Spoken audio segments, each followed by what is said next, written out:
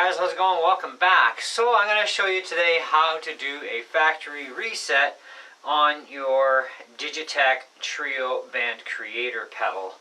So sometimes you can get a bunch of junk in these things apparently, and you need to clear them out.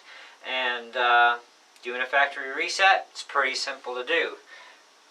Unplug the power, hold down the alternate time button and guitar FX, and then plug it back in, and just keep holding these buttons. You'll see the wheel start to go, then you can let go. And that resets the pedal completely. So after that, just unplug it, plug it back in, and you're set to rock and roll again. That's all there is to it. So, hope you enjoyed the video. Thanks for watching. Catch you in the next one.